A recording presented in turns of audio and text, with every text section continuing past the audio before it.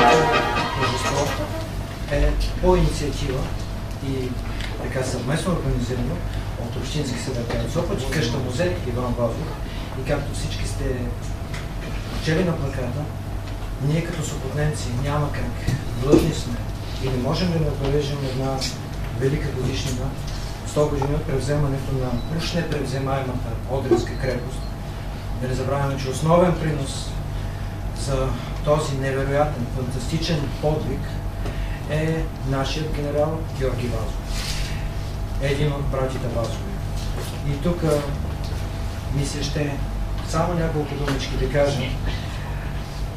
Къща музей Иван Вазов има призванието и функцията не просто и не само да разкрива факти, да показва всичко, което е известно за личността на Иван Вазов. Ние сме длъжни да бъдем музей и на всички останали братя и сестри Вазови, защото всеки един от тях се е доказал в обществения, културния живот на родината. Всеки един от тях взема своето достойно място. По този повод, може би вие ще бъдете първите, които ще разберете, че ние вече работим в тази посока. Идеята ни е един ден, живот и здраве, може би след една или 2 години, тук в Сопот, да съберем всички наследници на цялата тази многолюдна фамилия, които да поканим, които да уважим, на които да се преклоним, защото те носят името Вазови, носят кръвта на този славен народ. Съвсем наскоро къща музей Иван Вазов се здоби с забравени в годините и прашасали лични вещи на един от братите Вазови, доктор Киро Вазов. И днес говорим се Стара Загора, тъй като той е бил лекар там. И започваме едно проучване на неговата дейност, на неговия живот. Вие сте първите, които ще видите една от неговите лични вещи. Това е съвсем кратко отклонение. Ето това донесох от Варна, пазено в едно село, запрашена чанта, но пазено от негови наследници. Това е докторската ни чанта. Иначе, надявам се скоро, тъй като в музея ще обновяваме някои витрини или експозиции, ние да покажем и неговите лични вести, с които съм донесъл и които вече са така притежания и на музея, и на Сопот. Същевременно музея започна една инициатива, която се нарича Приятели на музея. И нашите приятели от Съюза на офицерите и сержанти от запаса, които ни гостуват тук, са напълно съпричастни, че трябва да се ориентираме към младите хора. В този смисъл ние ще работим наистина с младите хора от Сопот и не само от Сопот, за да може да ги възпитаваме в дух на патриотизъм. И тази вечер всъщност е един такъв урок, макар че няма толкова много млади хора, но ние специално ще ги поканим в музея, за да се запознават с историята и да бъдат горди. Бих искал да представя нашите гости. Те са от Съюза на офицерите и сержантите, от запаса и резерва, общинска организация Карлово, която носи името на Васил Левски, с начало с нейния председател на Общинския съвет, полковник от запаса Антон Мелодийски, той е сред нас. Благодаря. Както и заместник председателя на Общинския съвет, подполковник от резерва Веселин Ангелов. Имаме и други гости, но вие вече сте разбрали, че освен да почетем Георги Вазов, ще използваме повода, тъй като тематиката е днес, ще представим и 2 книги, затова след малко. В памет на тази велика победа, която постигат българските войни край Одрин, не кой да е друг, а патриархът на българската литература Иван Вазов пише едно стихотворение, което е много патетично и с огромна възхвала и възторг. Вазов отразява духа на нашите войни. Стихотворението си казва "Штурмът на Одрин" и аз ще покана един ученик от професионалната гимназия, Алекси Николов, да изпълни това стихотворение и да започнем с него. Заповядай, Алекси.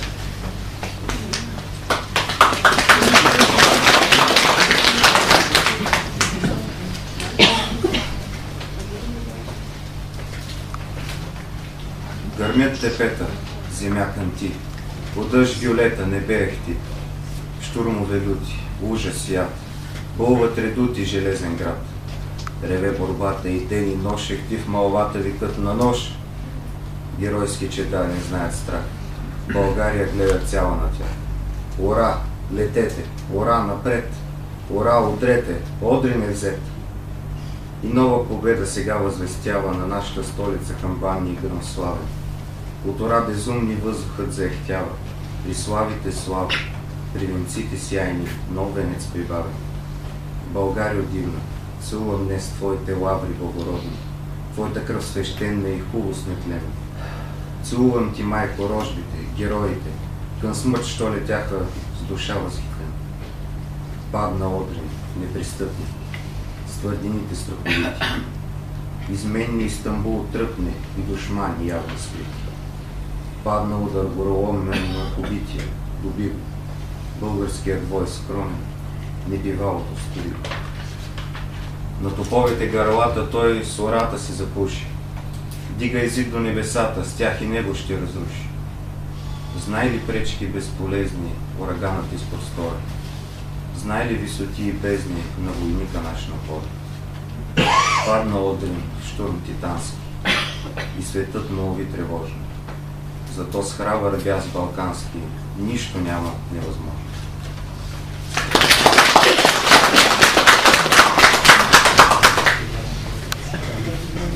Освен всичко друго, преди да преминем към презентацията, тук присъстват и наследници на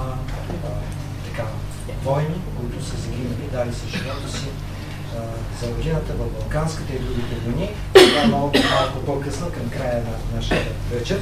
А сега ще ни позволите да си припомним живота, делото и героизма на този човек, когато ние тази вечер сме се събрали да почетем генерал Георги Вазов. Подготвили сме една презентация, която ще можете да гледате на екрана срещу вас. Можем да започнем. Мир и бой. Книга, която отново е свързана с темата за доблестта и героизма на всички наши офицери, сержанти, генерали от нашия край. Повядайте. Уважаеми сухотненци, особено съм щастлив, че днеска съм след вас точно 100 години и един ден след падането на непревземаемата според западните военни специалисти Одринска крепост, в чието превземане основен дял се пада на вашия съгражданин генерал-лейтенант Георги Вазов. В града на Вазов преминаха най-хубавите години, моята ученическа младост в техникума генерал Владимир Заимов, и винаги се да връщам този прекрасен български град с чувство на много любов и преклонение. Горд съм, че съм заимовец и наистина, разхождайки се човек из все още запазените и реставрирани възрожденски къщи в Сопот, по кълдарамените улици, покрай бистроструйните вади, които е запазен възрожденския дух на града, може да се принесе в това време, което даде на майка България едни от най-големите и кумири на младата българска нация. Сред тях, разбира се, основно място има фамилията на Минчо и Съба Вазови.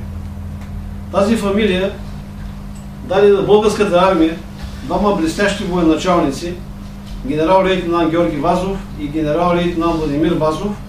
Един е герой от Одрин, а друг е герой от Дойран, в две последователни войни, които и днеска ни кара да се чувстваме горди и чието постижения във военното дело според мен са наистина с пълно право могат да се наречат българска гордост и национален капитал. По принцип войната е най-страшното нещо, ужасяващо зло и анахронизъм в историята на човешката цивилизация, която отнема живота на стотици хиляди, милиони хора. Нанася ужасяващи материални щети на инфраструктурата и на икономиката.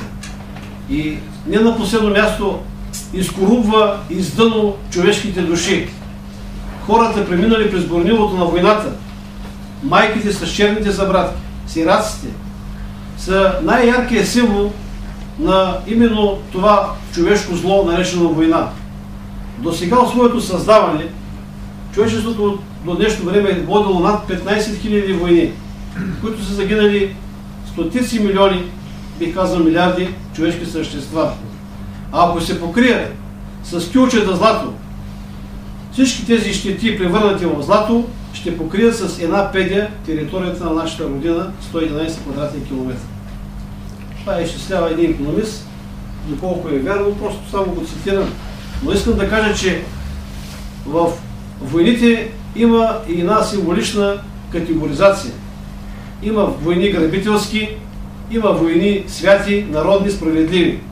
Такава война е и Балканската война.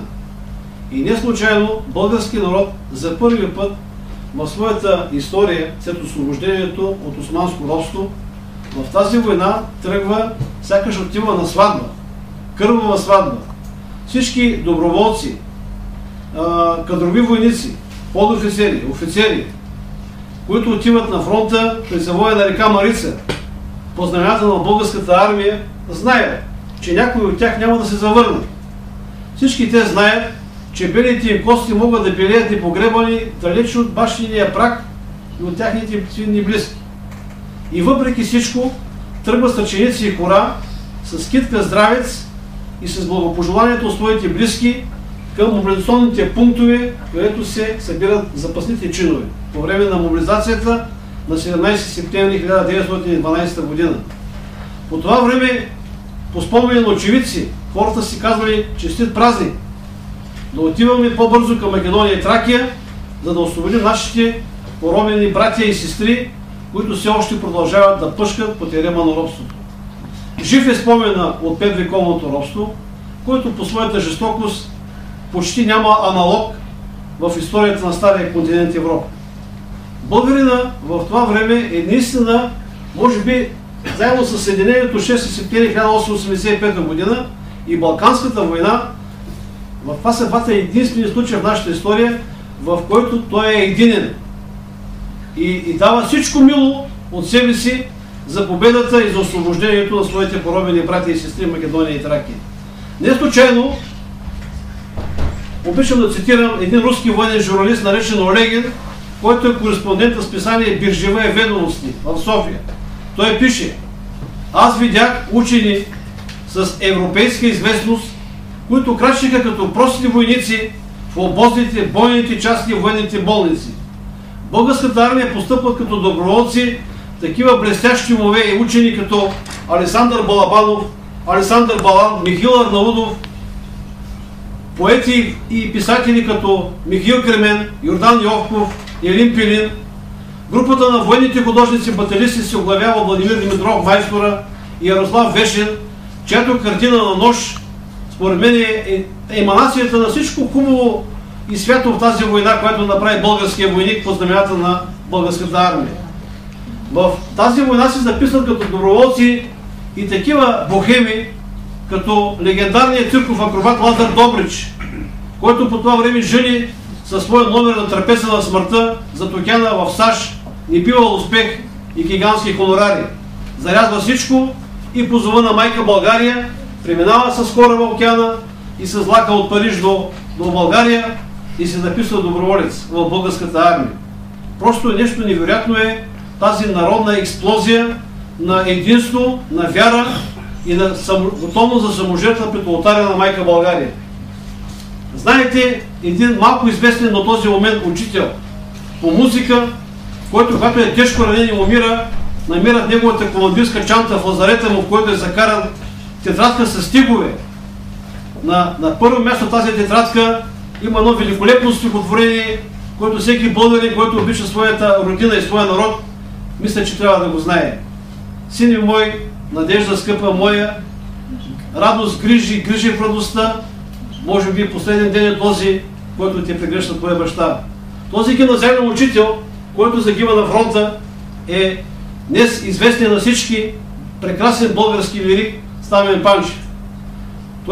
Неговите стихове и днес, според мен, са еманацията на святото бащино чувство и на завета към неговия син, към младите българи, никога да не забравят саможертвата на тяхните бащи в тази патриотична, свята народна война и винаги да държат в своите сърца любовта си към своята родина. Тази война, скъпи приятели, наистина българският войник удивлява Европа със своя героизъм. Не случайно западните военни журналисти казват, на Балканите се роди седмата велика сила в Европа. Българските войни са наречени просаците. Знаете поговорката, че има две армии, че има две нации, които са родени войници. Германската и руската. И това е наистина един голям комплимент, но според мен българският войник превишава със своите качества на бойното поле този комплимент, който му е направен, че го приличават на просаците на германците. Тъй като още на 7-я ден българските войни от 3-та армия на генерал-лейтенант Радко Димитриев влизат в силната Лозенградска крепост, която е изоставена без бой от бягащата панически турска войска. Нейният командващ Махмуд Мухтар Паша, който е син на великия визир и военноморски министър на Османската империя, гледайки тъжно своите бягащи войници от Лозенград, казва: в цялата славна история на Османската империя няма друго такова позорно бягство от бойното поле. И тази крепост, за която главният военен съветник на султана, германският генерал фон дер Голц Паша, казва, че тя може да бъде превзета едва след 3-месечна непрекъсната обсада, и то от елитна европейска армия, каквато е пруската, германската армия. Българите я превземат на 7-я ден от началото на бойните действия без бой. Така че наистина сме като войници по-добри от германците, с които ни сравняват по това време. Няколко думи ще кажа в телеграфен стил за битките преди Одринската епопея, която е визитната картичка на българската армия и бих казал наречена още и чудото на Балканската война. След Люлебургас, за първи път в световната военна история, първа армия на генерал Котинчев и трета армия на генерал Радко Димитриев се обединяват в фронтово обединение и при линията Люлебургас, Бунар, Хисар, Карагаш, Деле, след 4-дневни жестоки боеве, разгромяват по всички правила на военното изкуство източната турска армия, начало с Абдулах Паша. В тази битка генерал Радко Димитриев, наречен ласково от своите войници заради бащинското си отношение към тях и ниския си ръст, Радкото се покрива със славата на един великолепен български военачалник. Той е ограден от фронтовите кореспонденти и става герой на деня със своя пълководчески талант, който му позволява да разгроми силната източна турска армия. Впоследствие, знаете, последва ужасяващата атака с много жертви на българската армия на чаталджанската укрепена позиция. Избухва холерна епидемия. Разтегнатите комуникации, липсата на тежка артилерия са причина българската войска да не може да извърши пробив в чаталджанската укрепена позиция. По това време младите родови войски в нашата армия, като авиацията и военноморския флот, също жънат успехи. Военноморския ни флот, отряд торпедоносци, начало с руския военен възпитаник капитан втори ранг Димитър Добрев, атакува северно от Варна силен турски военноморски конвой. Въпреки яростната стрелба на ескортиращите конвоя турски крайсери, българските моряци се доближават на един изстрел и успяват да торпедират успешно гордостта на турската марина крайсера Хамидие. С големи усилия той е докаран на буксир до Цариград, вкаран в док за ремонт и до края на войната не взема участие в бойните действия. Също така искам да кажа, че във време, когато попаденията с стрелба, с торпеда е много рядко явление в историята на военноморските флотове на другите велики държави в Европа и в света, българските моряци показват наистина удивителна точност и мъжество с тази торпедна атака. Българската авиация във времето, когато германския фелдмаршал Хинденбург, началника на генштаба на Германия, и френския фелдмаршал Фош смятаха, че самолета може да се използва само за атракции във въздуха, туристически разходки и за спортни цели, българските авиатори наистина показаха невероятните качества на самолета като бойно средство. Към всяка една от трите полеви български армии бяха изградени аеропланни отделения. Първо аеропланно отделение, което беше създадено към втора българска армия, на начало с калоферица генерал-лейтенант Никола Иванов, на своето летище край Мустафа Паша, днешния Свиленград, и извършена на 16 октомври 1912 г. първият боен полет в нашата история. на Одринската крепост, знаете ли ти, и 15-годишната милосердна сестра от Карлово, Райна Касабова, която хвърля позиви, написани на български и турски език, с обращение към обсъдения гарнизон на Шукри Паша да сложи оръжие и да спре своята безмислена съпротива. На второстепенните направления, в Родопите, настъпват два отряда, създадени от частите на 2-та тракийска дивизия. В един от тези отряди, Хасковския, участват и достойните синове на Карловската розова долина, от Сопот, Клисура, Калофер, Карлов. Това е така наречения Хасковски отряд, начало с полковник Васил Делов. Знаете ли какви крамоли се разгоряха в Кърджали, когато бе предложено той да бъде удостоен, макар и посмъртно, с званието почетен гражданин на града. В този Хасковски отряд Карловският 28-ми стрелски полк е главната ударна сила.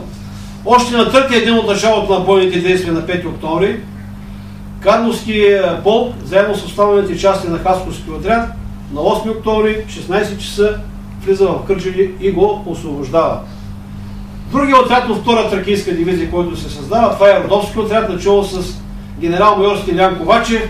Този отряд, така бих казал, еманацията на бойното майсторство и героизма е подвига на 21-ми пехотен Средногорски полк, командан от нашия земляк от село Свежен, полковник Владимир Серафимов.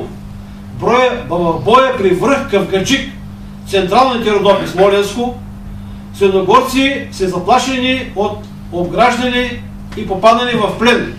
Командира на бригадата, полковник Димитър Гешов, се обръща към командира на Средногорския полк, полковник Серафимов, с заповедта да се изтегли на по-задна позиция, тъй като срещу него настъпват превъзхождащи турски части. Сили.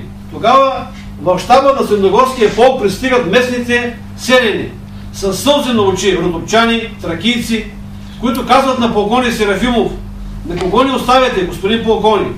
Вие знаете и че след вашето оттегляне ще настъпи масова сеч и всичко ще бъде изсечено. Тогава този смел български офицер не изпълнява заповедта на старшия командир, изрича паметните думи, които завинаги ще се влезат в народната памет на хората, живеещи в Родопския край. Не, аз не ще отстъпя силата, в които вчера бях посрещан с ляпи сол като освободител. Вярвам в непоколебимата сила на моя полк. Средногорци приемат боя. По своя драматизъм и героизъм, боя на Родопския връх Средногорец се доближава максимално до Шипченската епопея. Затова и родопчани го наричат с любов и преклонение Родопската шипка. Средногорци успяват да разгромят превъзхождащия противник и да спасят от погром и клане този изконен и красив български край. Знаете, че в долното течение на река Марица, през село Мирхамла, създадения кърджалийски отряд начало с генерал-майор Никола Генев, бивш опълченец и герой от Сръбско-българската война, заедно с борната конна бригада на полковник Александър Танев и с Родопски отряд на генерал-майор Стилян Ковачев, преследвайки по петите отстъпващия кърджалийски корпус на Мехмед Евер Паша, го обграждат и го пленяват.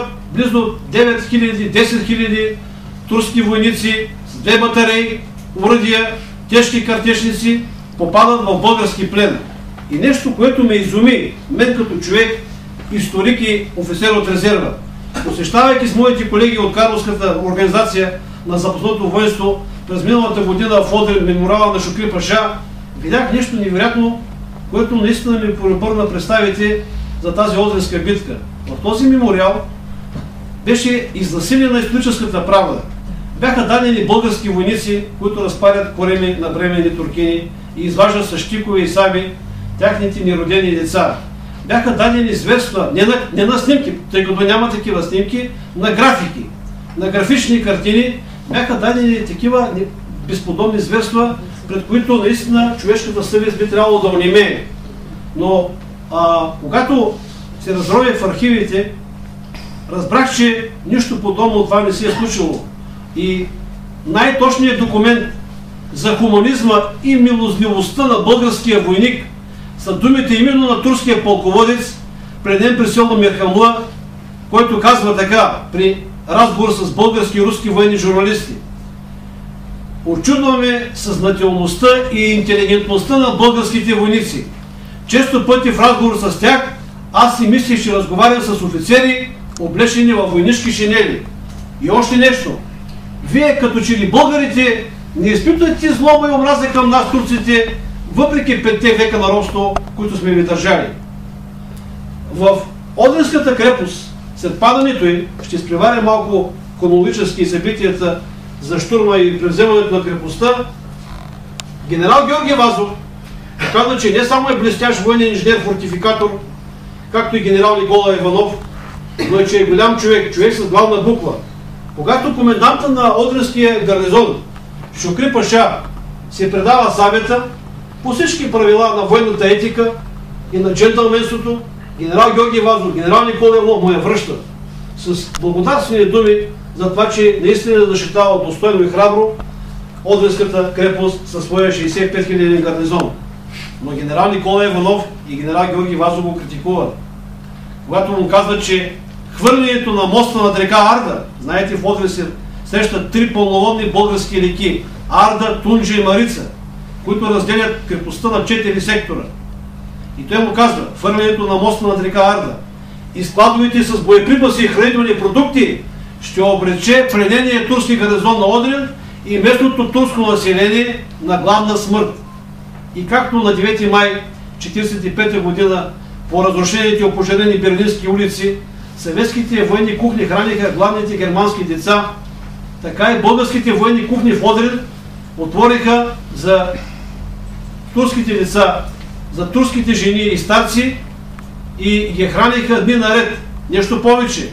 По заповед на генерал-губернатора на Одрин, генерал Георги Вазов, бяха отворени военните лечебници и аптеки, за да се лекува местното население. Питам ви, може ли да се нарече тази армия от изнасилвачи, грабители, както се мъчат днес да ни изкарват някои мастити турски историци, или пък както са направили на тези графични рисунки музейните работници в мемориала на Шукри Паша в Одрин? Аз мисля, че отговорът е един единствен. Тази армия не може да бъде такава. Да, вярно е, имало единични случаи, които са запечатани от така наречената Карнегиева анкета, които също се описват някои злодеяния и зулуми на български войници или пък македоно-одрински карами. Имало е такива. Няма да се оправдавам с думите на Наполеон Бонапарт, алегер кома алегер, на война като на война. Трябва да си ги признаем, че имало такива неща. Но масовия геноцид на тракийските българи, Беломорски Одринска Тракия, извършен от Аскера и Башибозука, след края на Балканската война, след началото на Втората Балканска война, така наречената Междусъюзническа война, наистина наминава по мащаби всички зверства, които може човек да си помисли и да си представи. В Одринската битка, може да си говори с часове, скъпи приятели, тя е най-голямата операция на българската армия по време на втория период на войната. Ако някой от вас не знае за тези периоди, трябва да ви кажа, че след пропадането на атаката на Чаталджанската укрепена позиция, българското правителство начало с сивия сектор, тъй като при тях атаката се задавя. И с това нещото много им помага, особено за овладяването на съседния най-силен форта крепостта Айваз Баба. Пред него шипченци от Казанлък, начало с полковник Иван Пашинов, тръгват в атака убийствения турски огън. Атаката се задавя, време на криза в боя. Полковник Пашинов пита генерал Георги Вазов, не може ли да му прати подкрепление? И тогава този смел и достолепен стопотенец казва следните думи: съберете всички ранени, които могат да държат оръжие от лазарета, ординарци, санитари и готвачи. Въоръжете ги, начало с духовата музика и знамето на полка, лично поведете атаката. Атаката се повежда като по учебник, но вместо овации и отлични оценки, шипченци получават на своите гърди алените цветя на смъртоносните турски куршуми и шрапнели. Въпреки всичко, Айваз Баба пада. Това е най-силният форт в турската крепост. Оттам нататъка, като при Домино и другите фортове един по един почват да падат, направим пробив на крепостта, нахлува лейб-гвардейския конен полк, начало с калоферица полковник Генко Марколев, който се отправя към сърцето на крепостта. Форта Хайдарлъка, там се намира със своите 14 паши, със своя щаб, коменданта на крепостта, небезизвестния артилерийски генерал Шукри Паша, палача на Линденско-Преображенското въстание в Странджа и Одринска Тракия през 1903 година. Но едно да се биеш против зле въоръжени въстаници, въоръжени с келеви пушкала и черешови топчета, и друго срещу редовната българска войска. Този генерал се предава заедно със своя щаб, с целия си гарнизон от 33 000 души, с стотици оръдия на българите и Одрин, града, край който през 1205 година Балдуин Фландърски изпита съкрушителната мощ на войската на цар Калоян, сега за втори път Одрин се превръща в града на българската бойна слава. Одрин е град, който устоял 9 пъти на български атаки по време на войните между България и Византия и България и Латинската империя, но този път наистина Одрин пада в български ръце и по своите кълдаръмени улички слуша тържествения боен марш на войските на генерал Георги Вазов и Никола Иванов. А на минарето на Султан Селим Джемия, една от най-красивите джемии в Османската империя, българина кандидат подофицер от 29-ти пехоти Ямболски полк Мико Стоянов Георгиев слага българския трикольор като символ на победата, като справедливото възмездие за сълзите на поруганите българки, като справедливо възмездие за отрязаните глави на стотици хиляди българи по време на робството. Завършва тази война, в която българският войник наистина показва чудеса от храброст, а френският полковник Мондезир пише как българите успяха да преминат през целите заграждения. Това беше за мен непонятно. Прилив, бури от хора, които наистина накараха турския гарнизон да капитулира. Българската армия, това завършвам, прави серия от нововведения. Не случайно каза, че модераторите на военното изкуство по това време в света са българите при Одрин. Своеобразна творческа лаборатория.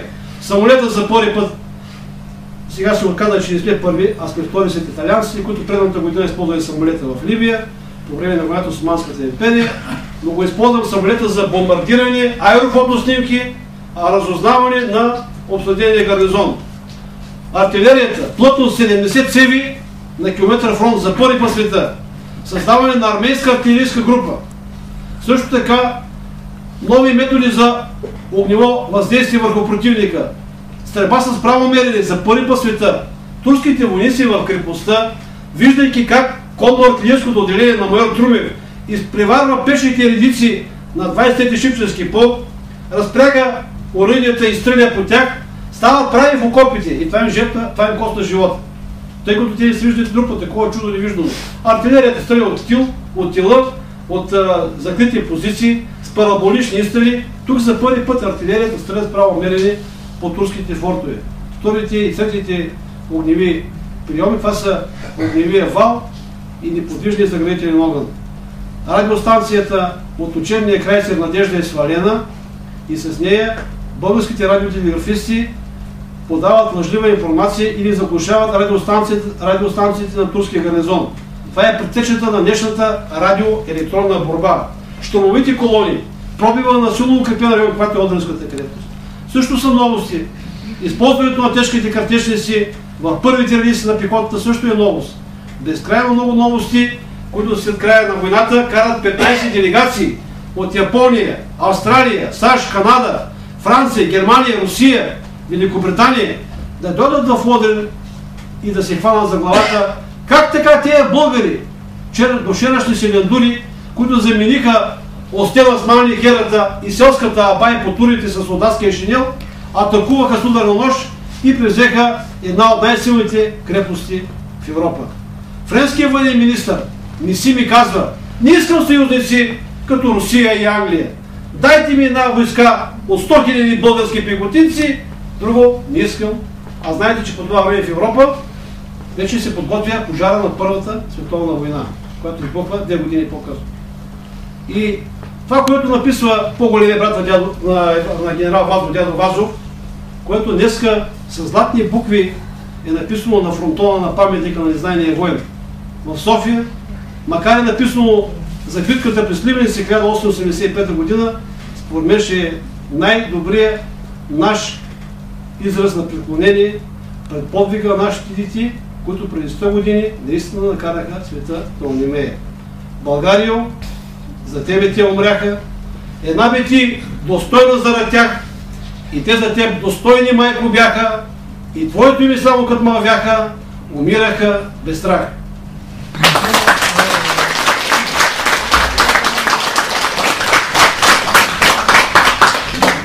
Може да кажа, че книгата има цяла глава посветена на софийските генерали и офицери. Генерал Димитър Кирков командва южния сектор на крепостта. Съпътнение с генерал Димитър Кирков, блестящ инженер-фортификатор, който наистина се прославя при Одрин като командир на дивизия и началник на южния сектор на крепостта. Фамилията, 8-та Тунджанска пехотна дивизия, фамилията на дядо Вазов, освен двамата генерали, героят Дойран и от Одрин, дава няколко офицери. На мен лично ми е най-любим образа на капитан Борис Вазов. Народен представител, блестящ шум, доктор, журналист, дипломат, който никой не го принуждава да отиде да се бие в Балканската война, тъй като народните представители са имали са имунитет и, как да го кажа, никой не ги задължава да отиват в армията. Но той е завършил военното училище, отива доброволно в своята част и не само че отива там, но се проявява като един истински герой, участва в двете Балкански войни, повишение в чин капитан, а и нашите му гърди са украсени от ордени за храброст. Така че този капитан от фамилията Вазови лично за мен е моя любим герой от тази фамилия. Не двамата братя генерали, а този. Тъй като, знаете сегашните народни представители на какъв огън е жупил ги подлага народа. Вижте този народен представител от фамилия Вазови преди 100 години, как е показал със своя героизъм и държание, какъв трябва да бъде българският депутат. Тук е един също любим персонаж от фамилия Вазови, първият българин участник в чуждестранния френски легион Северна Африка, капитан Михаил Вазов, капитан по смърт. Той е бил подофицер, унтер-офицер, участник в българската война, герой в 4 боя, по предложение на неговите командири е повишен в подофицерско звание, а по-късно става и подпоручик. За съжаление става жертва на междуособиците в българската войска. Той не участва в детронирането на княз Батенберг, но по време на контрпреврата, организиран от Стефан Стамболов и началника на Пловдивския гарнизон подполковник Моткуров, центъра в София, казват: ето го Вазов, брат му участва. Капитан Георги Вазов участва в този заговор, но Михаил няма нищо общо с него. Нахвърлят му се да го арестуват, той оказва съпротива и застрелен като куче. Също ми е любим персонаж. Един блестящ български офицер. Посмъртно повишен чин капитан. Сопот е дал 9 генерали, 65 офицери на българската армия от освобождението до края на Втората световна война. Поклон, дълбок поклон пред именно този малък балкански град, който е дал един от най-големите кумири на българската нация и един от най-блестящите полководци на българската войска. Уникален ораторски талант има. Аз съм сигурен, че той може да говори още 3 часа. Той може да не спира. Сега съвсем накратичко, аз ще поканя тук и господин Стефан Груев. Ето тази чудесна история. Той ще каже няколко думички за нея. История на запасното войство от Карлово и региона. Заповядайте, господин Груев, да представиш тази книжка. Да. И само искам да отворя една скобичка, че всеки, който желае да закупи една от двете книжки, може да го направи или в края, или те ще бъдат в къща музей. Уважаеми съпотненци, разрешете ми и аз да благодаря на организаторите на тази мила среща, на ръководството на община Сопот и всичко на председателя на Общинския съвет, госпожа Марияна Кацарова, както и на директора на музей Иван Вазов, господин Стефан Филашев. Специално да благодаря на тези млади хора, които бяха тук сред нас, които и всички тук събраните сме да засвидетелстваме нашата почет и уважение към славните наши деди. Сега аз не мога да говоря така красиво като завладящо, както Петър Ненков, но искам да подчертая първо, че във връзка с историята на запасното войство от Карлово и региона не говоря лично от мое име, а говоря от името на настоящото ръководство на Съюза на офицерите и сержанти от запаса и резерва, защото макар и един човек в мое лице да посъбрал данните и фактите, но обобщенията, анализите, изводите, които са направени, е на настоящото ръководство на Съюза на офицерите и сержанти от запаса и резерва град Карлово. Веднага като казвам това, трябва да подчертая, че в нашата общинска организация имаме дружества и от град Сопот. Значи, дружеството с патрон генерал Владимир Вазов, Георги Вазов, извинявам се, Владимир Вазов. Имаме и друго дружество също с патрон от Сопот, но специално Сопотското дружество генерал Георги Вазов с председател капитан Венцислав Юнаков. Също току-що, преди да дойдем тук, бяхме на разговори с кмета на Анево, където също планираме в най-скоро време да създадем дружество, както и клуб Традиция, с клон Сопот Карлово с председател асоцииран член Таня Славова, също е член на нашата общинска организация. Сега, нашата история на запасните по един своеобразен начин допълва историята на воинската история на Розовата долина, включително и на Сопот, защото тук всички чухме, генерал Георги Вазов, така, обаче за дейността на тези същите военни, когато излезат в запаса, много малко по принцип се знае.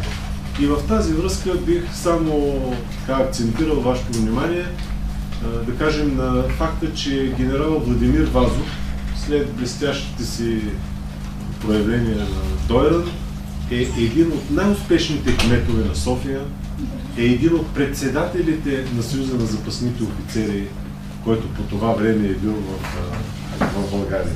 Тъй, че има какво и те са дали и като запасни офицери. Сега, целта на нашата история, която издадахме, е точно по отношение на това родолюбиво и патриотично възпитание, и нашата основна цел беше и към младото поколение. Защото ние всички трябва да осъзнаем, че историята не започва от нас, нито ще завърши от нас. Имало е история преди, славна, тя трябва да се знае, за да може пък да я предадем на бъдещите поколения. И точно в тази връзка е и нашата дейност, която е отразена в историята, по създаване на клуб Приятели на армията. И много ми е приятно, че сред нас е и директорката на техникума. Чай сега, това беше професионална гимназия на Владимир Зимов, където е една от най-силните секции в създадения клуб Приятели на армията. Така, най-общо нашата история ние разделяме на три основни периода. От 1907 година до 1944 година, от 1961 до 1990 година и от 1992 година до настоящия момент. Защо от 1907 година? Ами защото в тая година е създадено в Карлово дружеството на запасните офицери. 1910 година се създава дружеството на запасните подофицери в Карлово, а 1926 година се създава дружеството на запасните подофицери в Сопот. И аз след това ще обърна малко внимание по-специално на това нещо. Сега, по какъв принцип сме разработвали нашата история? За всеки един период сме търсили факти, данни, материали, но най-вече хората, които са участвали в тези организационни структури на запасното воинство. Защото, като се каже примерно в дружество, но тут има конкретни проявления. Иван, Драган, Петка. И какво стана? Значи интересното е, че имената на хората, които бяхме открили, нали, по документи, написано във вестниците, започнахме да издирваме техните наследници. И както обикновено става в нашата Розова долина, родовите традиции са изключително силни и благодарение точно на това успяхме да се доберем до факти, данни, материали, снимки и други ордени, удостоверения за награждаване на тези наши предци, които са били до този момент. И сега конкретно за Сопот. Значи, интереса на госпожа Кацарова беше продиктуван от това, че ние се познаваме с нея отпреди. В един разговор тя сказали: вие имате така история, ма има ли такова нещо? Викам, разбира се, че има. И те проявиха интерес и ние така доразработихме доколкото можахме, доколкото се добрахме до документи и до имената на хората, точно хората, които са участвали в тези неща. Господин Петър Берлиев, на който съм изказал благодарността си в книгата, ни предостави някои снимки. И така, например, една от снимките е свързана точно с къща музей Иван Вазов. И значи 1936 година има снимка на отец Паисий Каравелов с вдовици, с военно-инвалиди от войните и с членове на Дружеството на запасните подофицери в Сопот в къщата музей Иван Вазов. 1938 година имаме една друга снимка, на която има осветяване на курбан, който Дружеството на запасните подофицери в Сопот са провеждали, пак тук близо на центъра, включително с кмета, който е бил към момента на Сопот. До което се доберем, надявам се, с ваша обща помощ, за да може все пак да остане нещо за бъдещите поколения. Това за вас. И накрая разрешете ми от името на общинското ръководство на Съюза на офицерите и сержанти от запаса и резерва и от името на дружество Дойчин Бояджиев, на който имам честта да съм председател, да подарим едни подаръци на нашите домакини. Защо пък Дойчин Бояджиев? Ами защото той също е заимовец. 1977 година завършва с отличие точно Сопот и Петю Ненков също му е бил съученик. За това ето ние сме направили един плакат за Дойчин